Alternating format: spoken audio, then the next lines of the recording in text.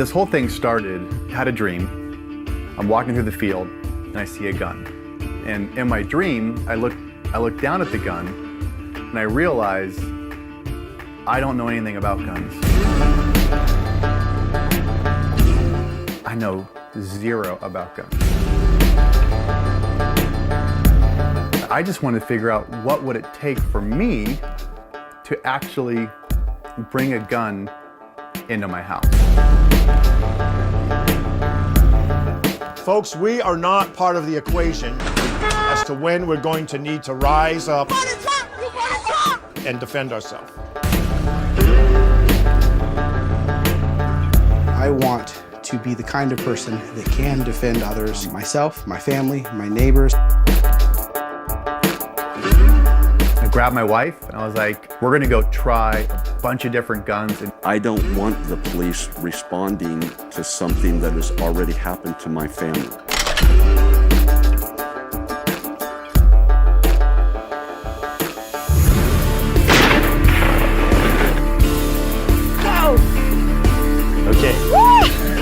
My life would have to be in danger, or the life of someone that I care about would have to be in danger before I would take the life of another person. I don't get why anybody needs or would want to use an assault weapon that can fire 100 bullets in a minute. A lot of these mass shooters are involved in a fantasy. It's a weapon that's been used in some of the worst mass shootings in recent history. Weapons that were designed for soldiers in war theaters don't belong on our streets. I tried everything.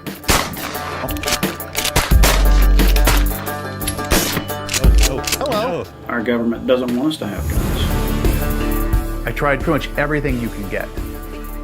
And I end up wanting an AR. It's an amazing tool to protect oneself and one's family. And the Second Amendment in the Bill of Rights provides that the right of the people to keep and bear arms shall not be infringed. So I know there's something going on when that's the one they want to get rid of. There we go. That's better. Options? Hey! So, D, man. we just want to apologize for him. We're sorry about that. We try and tell him not to do that when we have guests. I used to meet up with Gabe when he'd come down to California when I still lived there. Yeah, man. Yes. Welcome back. D, I got some to stories about D. Cross Politic on Faith Wire. We are with a special guest today, this morning, whatever time of day it is for you. Darren Doane, filmmaker, music video maker. What a story. God saved you when you're praying and telling God, I'm not going to be a Christian, and he just grabs you and throws you on the ground. I'm not going to say I accept Jesus Christ as my Lord and Savior. I want to be forgiven of I don't want to go to hell. Yeah. And then literally, I try not to tell this part because it goes against my own theology. But it happened. He literally, I was sitting like in prayer position, and he literally, I can feel the shirt around my neck. He picked me up, and he just slammed me, he slammed me to my knees. Wow. Yeah. And I don't believe that even happened. Right. But I was there on my knees. I do remember getting up. Right, no. And I remember at that moment, because for those 6 months in between, I'd been sick. And I knew it was God. Sin. Well, I knew sin was bubbling. I couldn't swallow any more of my own sin. Wow. And at that moment, it was gone. And with no one giving me a Bible study, I knew that I wasn't sick anymore, and yet it was all there. Amen. Wow. I knew all my sin was there, Yeah. but I knew it wasn't going to take me to hell. But you knew that God had taken it away. Yeah, I was like, oh my God! I was like, this is crazy. Right. You know what and to then, do. And here's the capper of the story. Sorry, this is the best part, actually. All right. Yes. I got up. I said, okay, Lord, it's me and you. I'm gonna go home. I got a Bible. I'm gonna start reading it, and I'm not gonna tell anybody. I'm not going to be turned into one of those televangelists. Nuh-uh. Again, I don't believe this happened, but I can tell you what happened. Yeah. It's the only time I've heard God's voice. And he said, no, you're not cool anymore. Oh, hold on. And I can still hear the cadence. And he said, and you're going to tell everybody about me. And it haunts me Wow. It haunts me the way I heard him say, and you're going to tell everybody about me. Message. Yeah. And it was like, all right. Yeah. So I was a jerk from day one. And here you are. Right. You've made a number of movies. I didn't even know you'd made a movie called God Money. Yeah, my first movie. Ides of March, 42K, Black Friday, The Battle for LA. Now, I've heard of Collision. Yeah. Collision, that's the debate with Christopher Hitchens. Yes. Was that when you first met Douglas Wilson? Yes, it was. Oh, that's why I'm here. Yeah, and because you worked with him on that film.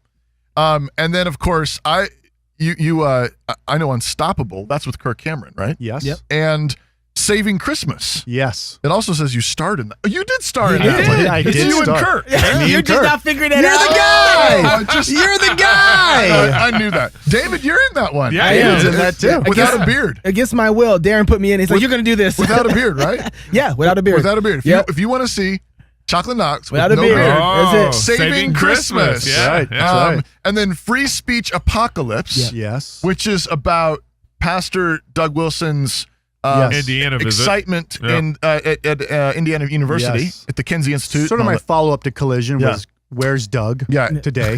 Yes, very good. Yeah, Right. Right. Now, and then you've just recently done a documentary on the Second Amendment and firearms. Yes. Which it's called Keep and Bear. Keep and Bear. It's The movie.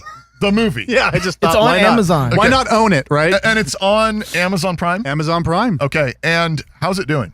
It's one of their best. I mean, they have different metrics on how they do all that, but it's one of their best documentaries on Amazon Prime. No, based on- you did this. You walked I into did our this, I studio did. Yeah. and you took his gun out. Yeah. That was Yeah. the first thing. And it's Right. but all right. So you obviously you keep in. I you do bear. carry. Yeah, you carry. I do carry. Yeah. So I mean, it was I was scared to death of guns. I got here to Idaho and everyone had one. Yeah, I don't have one. And, I mean, I have one, but I don't right, carry it. Right. You go to our church and like Yeah. all the deacons are packed. Oh, there's open carry. I mean, you live in a a town where there's open carry and there's discounts Like for there's open discounts carry. at restaurants right, for- right. And so I had a dream one night and that I was sort of walking behind my house, and in my dream I saw a gun.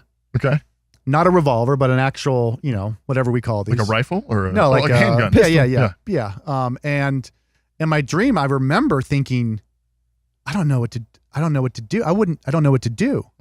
And I woke up and I remember thinking, I wouldn't know what to do if I found a firearm on the ground. Like I wouldn't even know how to pick it up. Is it going to explode? Right. If I kick it, or the whatever, I wouldn't know how to do it. And all my friends, even Dave, everyone's like, oh, people grab guns, they clear it, clear it. And they do this stuff and they pop the bullet and all. And I was like, I didn't have any. I was like, wow, I should probably learn about firearms. And so I think the film was originally going to be more about gun owners and the Second Amendment. But as I was going through the process, I kind of realized maybe I should just make the film about me. I didn't want it to be about me, but I was like, but this would be it was a risk. You're kind of the ideal guy. representative Like, I don't know of- anything Yeah. about guns. And what was it like to learn about guns? Right. And then I thought, okay, I should do that. I made that commitment to do that. And then I got really insecure because I was like, oh, the whole gun community is going to be like, what is this noob doing making a movie? Because everything I saw on guns was like bitching and cool and slow motion of bullets flying everywhere. And I wasn't making that. And honestly, by the time I was done with it, I was like, oh, I did it again. Another stinker. Like this is really, really bad. And yet it's actually keeping Bear and probably Saving Christmas, despite kind of the controversy that came with that film. I get the most. I've never had a response like this. Really? Both those films, I get emails all the time and people find me and have just the nicest things to say. And the entire firearms community has embraced this film. The top people in this industry have embraced the film. Yeah. So funny, yeah. And it's and they The were so NRA. Have you heard anybody from anybody there? I actually have, and they actually asked if I would want an endorsement. Huh. And I was getting so many reviews of people, when a bad review did show up on Amazon, it was always clearly an NRA sponsored project. And so I had said to NRA, you know what? Hey, you know what? I don't need the endorsement. I think we're going to get more traction, and you don't need me. But I think we'll get more traction without an NRA endorsement. Because the answer is actually no, it's not. Right. Right. I'm just a guy. Right, exactly. I'm just a dude. I think what was amazing about the doc too, it was the fact that everybody who's into guns talks past people who are not. Okay. Everybody who's into guns have this Right. conversation with each other, and they just assume the other person who's not and is with them, who has never handled a gun. Because who's never- everybody's embarrassed and ashamed. Like, I don't know. Right. I don't know what Yeah, you're talking exactly. about. Well, and I you don't don't want to be the guy that raises the hand and And say, I did. oh, I said, I'm going to raise my hand and ask every single question and Yeah. be super annoying. And by the end of that process, I knew, and I took my wife along with me, and she's in the film, and we wanted to learn together. Yeah. And that was kind of the twist in the film. I mean, it's not a spoiler alert because it's in the trailer, but I was more concerned for her too. And by the time we went through every single gun we could try, or 15 or 20 different ones, she hated all of them. She did not like any of them. She's like, I can't imagine me ever picking any of these up. Okay. And the last gun we tried was the AR-15, and it was like, this isn't going to work. This is the devil of firearms, right? And she fired that first shot of an AR-15, and she turned to me and said, "Oh, honey, you can go on a business trip whenever you want." I like this gun. I mean, Really? no kick, Really? no nothing. And she was like, I could hold off an army coming up our driveway. Pack of wolves, yeah. Or wolves in our backyard, or literally And like, so she fell in love with the AR-15. loved it. And to me, that's what kind of really got me thinking in the film. I was like, wow, this is the most accessible firearm in the world to protect one's self. And people are like, but it's a killing machine. And again, I'm not a representative for firearms, but I will say, yeah, it's a killing machine. Right. That's what I love about That's what it is. Right. That's Sometimes what it's. you gotta kill something. If I pull this out, it's to protect my family, Yeah. and I want them all to die. Right. That's Yeah. how this works. You come to my house, you come to my family. yeah, you better. You're dead. That's right. Yeah. You're dead. Yeah. So it was, and that's the gun to do it. One of the things you asked in Wow. the film was, why does everybody want to get rid of this gun Right. when it's the most easiest to use? It's Is the that most why? accurate. I mean, not to be like go conspiracy theorist, but like, I mean, is that why? Because it really is the best gun for self-defense. So why did they take those straws away? yeah, right.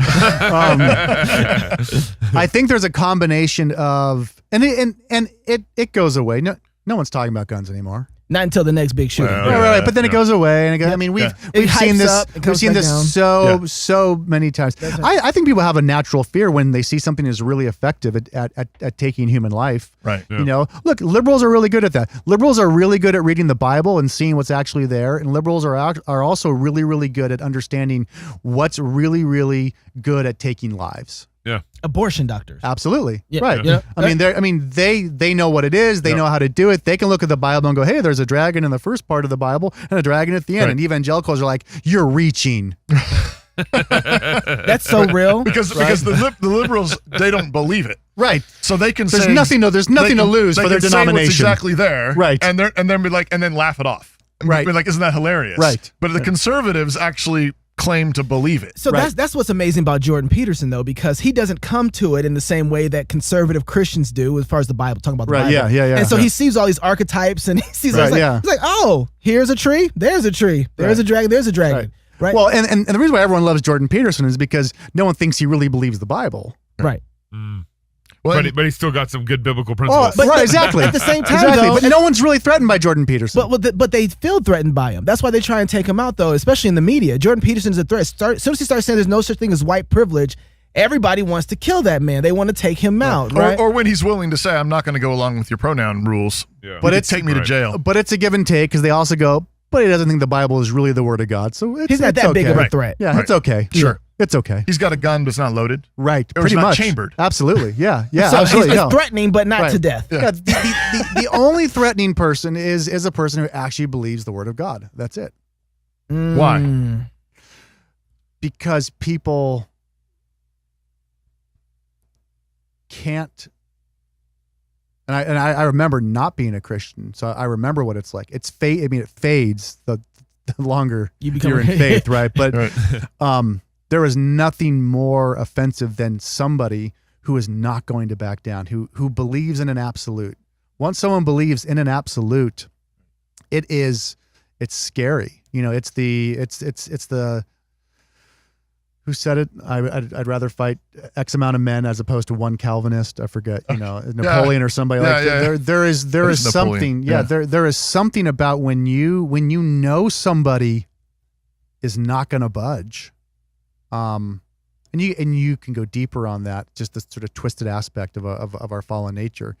but that is Terrifying. It's terrifying. It's absolutely terrifying. And so we can argue, we can discuss these things. We can, it's like, but as long as someone actually believes this, right. But as long as at the end of the day we can line up that these are all just Jewish myths, we're cool. Yeah, right. Right. That's right. That's right. We're not ultimately threatened. Right. At the end of the day, the man that fears God and raises his family to fear God is the most dangerous thing that could ever happen to a liberal. Yep. You know what I mean? Like that's People real. hate- And baptize their babies. Baptize your kids if you have children. Okay, so real quick, You got some. so the call conference happened a couple weeks ago. Darren, you're supposed to be speaking there, and didn't happen. And there are a lot of bum people, but some of those people actually watch Cross Politics. So I want a little sample of what you were going to talk about the call conference, because here's what if you haven't seen it, Christian filmmaker out there by Darren Doane. That really assumes that I knew what I was going to say. Oh, you told me already you had a little lineup. You did. I was going back and forth, but it was probably going to be a hybrid one of kind of mentorship, like I talked about. Oh, today. yeah, that's right. Yeah. So I was probably going to talk about mentorship and the importance, really, of that. Because it was, when I get asked to talk somewhere, I'm always like, man, like I usually go and then I just kind of wing it, and I get like a good vibe, but then I end up like in a report somewhere that I said something. I was like, maybe I shouldn't have said that. And so I honestly was like, I should probably pray about this one, and maybe actually pray that maybe I'd say something to help somebody. No, really. I was like, I'm gonna end up on the front right. page. And Gabe seemed really sincere that he was charging people to come here and all that stuff. I better and be so ready. I was like, I should. No, I was like, I'm gonna start praying. I was like, which is, who prays? And so I mean, you're a pastor, so Yeah, you have to. I'm your pastor. Yeah, I know. Well, it's good to be here. Good to open up. So I was like, I really want to bring some, and then I started thinking about like all the things I could maybe bring to a discussion or a conversation, and then I go like, well, that sounds so boring. Like, wow, like, do people really listen to boring? Like, man, I could spice it up with my energy, but that was like, and then I get really, and then I start to and I get real confused on like what do I actually want to bring to somebody, and the only real talk I've given was the one you just Christian mentioned, filmmaker. Christian Oh my filmmaking. goodness, go watch that. And I didn't know what I was going to say, and it was right around the time of knowing Doug Wilson, and I said, I don't really know how to talk. I don't know if I want to go talk. I don't know what to say about filmmaking and engage the culture. No offense, I'm just saying, but everyone just says the same thing, And I was like, I don't know. I don't even know what that means. Like, it's like when people say, "Do it all the glory of God." I'm like, I don't know what you mean. Right. I have no idea what that means. Oh, it's absolutely, right? it's vague. And so engaging the culture with film, I was like, I don't know. And then Doug said to me, why don't you give a talk and try to convince people that they will never be filmmakers? Yeah. I was like, oh, I could do that. Yeah. And that's kind of, and then so as I thought about the called conference, I thought, well, that's what I'll do at called is I was preparing something which was going to be, was going to go a little bit like, I left my phone over there. I actually wrote notes down. But just the last segment? Yeah. Just it? Well, I was going to say that. Don't pay this no attention. Well, okay. Well, I see a number go. Well, I was going to say that be very careful about working hard, because ultimately, wherever you're going to end up with a job, they don't care about hard work. They don't want you to be innovative. They don't want you to be outside the box. There's nowhere you're going to go where that's going to be accepted. And thank you for listening to Cross Politics. Hey. It is. Really? Absolutely. Okay. You go to a company, you get somewhere, and you're like, I'm going to change things. I think we can step things up. You will be hated so quickly. You will be despised so quickly. Yep. I mean, nobody wants innovation. They'll bring in personality tests for you. They'll do weekend camps for you to be able to get outside your comfort zone, and we're going to climb a mountain together, and we're going to learn to tackle goals and increase our sales because we've all done a team trust fall. Yep. No. They do not want you to do anything special. They want you to shut up and be a cog and slowly work your way into a position when it opens up. And so that's the reality of a job. That's right. Goes back to the Daniel thing, which is amazing. You get 7 verses into Daniel. These teenagers hauled away from home to a foreign land, and Daniel says, "Excuse me, I'm not going to eat this food from the king." Grabbing those notes. You know? Yep. Yeah. I mean, that's 7 verses in. That's the same deal though. Is that's exactly what the world wants. Yep. They fly the flag of be different fly the flag of be unique, be creative, all this stuff. Yeah. And you get in, and that's exactly what they want. They want you to eat the king's food. And what happens when we get into those situations is you would think that boldness that we have to want to change things up and get excited and change the world. What we do is we settle in and say, oh, okay, if that's what you want. Which means, though, that you I do need a job. But which means, though, is that you actually have to be willing to be hated. Right. Like Darren said, you actually have to be willing to stand out, stick out, and it's going to be over something probably initially fairly insignificant. Yeah, and I was gonna, and that's where I was gonna try to explore and think about it. And I was still staying on a very base level of that, in my opinion. And again, I don't go soliciting for people to say, hey, I'm Darren Doane, I want to tell you what I think, right? Cross Politic invited me, called conference invited me. I'm not going around going, hey, I got some thoughts, Gabe. Right. Give me a platform. Yeah. So if this is offensive, I didn't ask to be here. No, we asked him to be here. So no, but it really but the thing is that company culture, no matter how they do not want you to be trying to work really, really hard. So if you're at a company, it's probably best not to. And either figure out how you're going to get to somewhere or do something that you can in such a way work that hard. But the last 10 years or so, I've just seen this trend of the culture acting like they want the best out of you, acting like, and Christians are the worst at this. Christians talk, especially Reformed, like we're going to somehow change the world and we're going to do all these different things and all that. And then I look down and you got a timer going, right? Like, well, this is how all the other shows do it. It's got to be X amount of time because everyone that came before us only talks for an hour or 48 minutes. You get a commercial break, you get this, and I get it. We've That's seen the fine. survey results. Right? You can't be talking about me because I flipped the timer over. No, but I say this because this is what I wrestle with. Every time I find myself going down this road, I go, why am I on this road? Yeah. Because the sign said, go here. Right. And you're like, oh, okay, Right. I'm going to go here. You should start your 401k now. Right. You should, we assume the standard. You should make a particular kind of film, and then you should do this in your career, and then you should do that, and then you should make an edgy film or try to be. I was like, what am I doing? Or, and David knows this. I'm always trying to think, and I was like, why am I doing that? And so I say that not as someone that's going, oh, I think this is all you guys are all, I'm like saying like, no, I think we have to push ourselves in such a way to go, wait. Have we really thought about this? Why are we doing it this way? And again, none of us in a unique way work for a particular person as far as we're all kind of doing our own thing. I work for Jesus. You do, and we're I thankful do too, for actually. that. I know. In a lot of ways, I pay your salary. You kind of work for me. But this is why I would have figured and thought about it more once I got to actually talk about it. But I'm trying to develop this idea that I don't know. There's. You're right. You're right. I don't There's something really big there because I think you're absolutely right. Christians go into the business world. They go into post college life, and they go into it with all kinds of naivete. They go into it with all kinds of high hopes and big dreams and all to the glory of God. And I'm going to work hard and all this kind of stuff. And I don't think we really know the first thing about what's it really like to be there. What's it going to be like boots on the ground when you got to pay the bills, when you have a wife and kids, when that's on the line? Like if you go deviate a little, you really might get fired. You might get past, you might not get the promotion.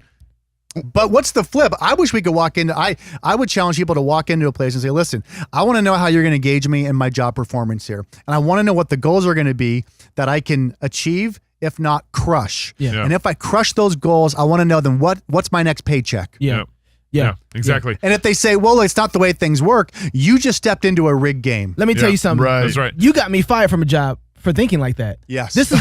I'm going to tell you something. Now look, this is.